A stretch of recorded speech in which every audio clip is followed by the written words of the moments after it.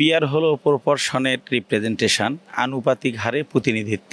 PR পদ্ধতিতে যদি নির্বাচন হয় বা নির্বাচনে যদি পিআর পদ্ধতি প্রয়োগ করা হয় তাহলে দুটি লাভ দেশের জন্য এবং দেশের মানুষের জন্য। প্রথমটি হলো যারা সরাসরি ভোটে নির্বাচিত হবেন, নিম্নকক্ষে তারা সংসদ সদস্য হিসেবে নির্বাচিত হবেন, তাহলে যারা বেশি ভোট পেলেন তারা নির্বাচিত হলেন এমপি হিসেবে। এবার ধরুন দুটি আসনে একজন একটি আসনে 2 লক্ষ ভোটে এমপি হলেন, আর একটি আসনে একজন 2 লক্ষ ভোটে এমপি হলেন, কিন্তু এই দুটি আসনে যিনি পরাজিত হলেন, ধরেন তিনি 1.5 লক্ষ পেলেন, আর একটি আসনে তিনি 1.5 লক্ষ পেলেন, তাহলে এই 2 আসনের 3 লক্ষ লোক কিন্তু তার কোনো এমপি পেলেন না। 4 লক্ষ লোকের এমপি হলো একটি, আর 3 লক্ষ ভোটের 4 লক্ষ ভোটের এমপি হলো 2 জন, আর 3 লক্ষ ভোটের কোনো এমপি হলো না। এটা তো বাংলাদেশের মতো জনবসতিপূর্ণ ছোট দেশে এত বেশি জনশক্তি সবার মতের প্রতিফলন হচ্ছে না। 3 লক্ষ ভোট পেয়েও তিনি কোনো এমপি পাচ্ছেন না বা তারা কোনো এমপি পাচ্ছেন না। সেকেন্ডলি, এই দেশে আপনি দেখুন যারা এককভাবে সরকার গঠন করে তারা প্রত্যেকেই এ যাবৎ পর্যন্ত ক্ষমতায় এসেছে, তারা স্বৈরাচারীর ভূমিকায় অবতীর্ণ হয়েছে। এককভাবে যেহেতু এই দেশের সিস্টেমে নিজ দলের বিরুদ্ধে সংসদে ভোট দেওয়া যায় না, তার সংসদ সদস্যপদ বাতিল হয়ে যায়। তো তাহার মানে কি, এই যে হার না বলা হয় এটা একটি অভিনয়ের মতো মাত্র, এটার কোনো প্রয়োজন নেই। কারণ যারা সরকারি দলের বিল যদি আনে তাহলে তারা হাঁ বলতেই হবে, না বলার তো আইনের সুযোগ নাই, সুতরাং হাঁ ভোটে যুক্ত হয়ে যায়। তার এই বিরোধী দলের কোনো মতামতের জায়গা এখানে থাকে না। 3 নম্বর হলো, দেখবেন আপনি যারা আপনার যারাই নির্বাচিত হয়েছে এই পর্যন্ত বিগত 12টি সংসদ নির্বাচনে এখন পর্যন্ত 50% ভোট পেয়ে কেউ নির্বাচিত হয় নাই। জাতীয় সংসদ সদস্যের নির্বাচন যেগুলো হয়েছে প্রত্যেকেই 42, 43, 44, 45% পেয়ে। তাহলে কি দেখা গেল, 50-এর বেশি % লোক সরকারের পক্ষে না। তার মানে এটা কিভাবে তাহলে জনগণের মতের প্রতিফলন হলো?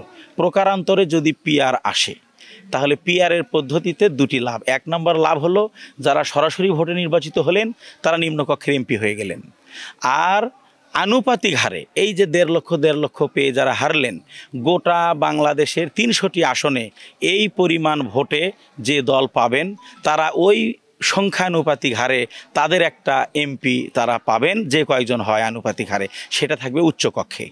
এটা হলো সবার মতের প্রতিফলন হলো, এটা 1 নম্বর লাভ।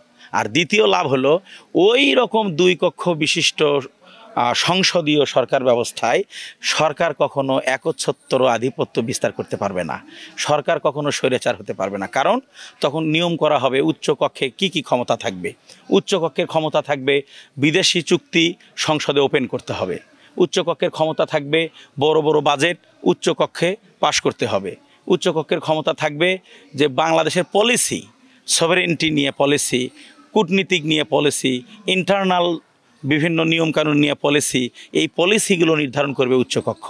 যদি এটা উচ্চকক্ষ নির্ধারণ করে তাহলে নিম্নকক্ষের কোনো এমপিগণ আর এই স্বৈরাচারী ভূমিকায় অবতীর্ণ হতে পারবেন না, কোনো রাজনৈতিক দলও স্বৈরাচারী ভূমিকা অবলম্বন হতে পারবে না। জনগণের জবাবদিহিতা নিশ্চিত হবে এবং একটি ব্যালেন্সিং পাওয়ার ওখানে তৈরি হবে, সরকার ব্যালেন্স থাকবে। একটু এদিক সেদিক হলেই দেখবেন যে অপরপক্ষ ভেটো দিয়ে বসবে, তখন সরকারের আর টিকে থাকা কঠিন হয়ে যাবে। এককভাবে যা ইচ্ছে তাই করা, দিনের ভোট রাতে করা, ভোট ছাড়াই নির্বাচন করা, ভারতের সাথে অবৈধ চুক্তি করা, যেগুলো আমরা দেখেছি বিগত 17 বছরে, এইগুলো আর সম্ভব হবে না। গণতন্ত্রের নাম নিয়ে আমাদের শেখ হাসিনা আমাদের কিভাবে নির্যাতন করেছে গণতন্ত্রের নামে। সেই জন্য আমি মনে করি পিআর পদ্ধতি এটা একটা মধ্যপন্থা এই দেশের জন্য বর্তমান প্রেক্ষাপটে, যেটা ইতিমধ্যেই ব্যাখ্যা করা হলো, আমি আর ব্যাখ্যা করতে চাই না যেহেতু নামাজের আজান হয়ে গেছে। এই জন্য পিআর পদ্ধতিটা এটা হলে ওই যে যারা সংসদে অংশগ্রহণ করতে পারেনি তারাও কিন্তু পারবে। তার মানে এটা নয় শিবগঞ্জের জন্য পিআর পদ্ধতির প্রয়োজন আছে, পিআর পদ্ধতি ছাড়াও শিবগঞ্জে আল্লাহ রহমত জামাতে ইসলামী পাস করবে, এটা আমি মনে করি। আলহামদুলিল্লাহ।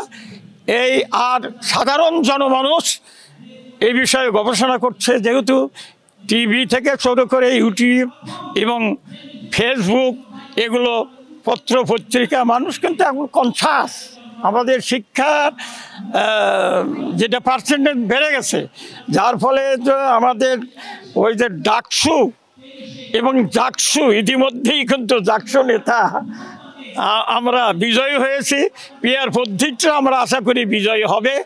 এবং এই পিআর পদ্ধতিটা আরেকটা ব্যাপার যেটা আলোচনা করা দরকার, সেটা হলো যে জুলাই যে বিপ্লব হলো, এই বিপ্লব যারা করলো, যারা জান দিল, জীবন দিল, যারা অঙ্গহানি হলো, সর্বস্ব যাদের চলে গেল, তাদেরও কিন্তু মূল্যায়ন করা হবে।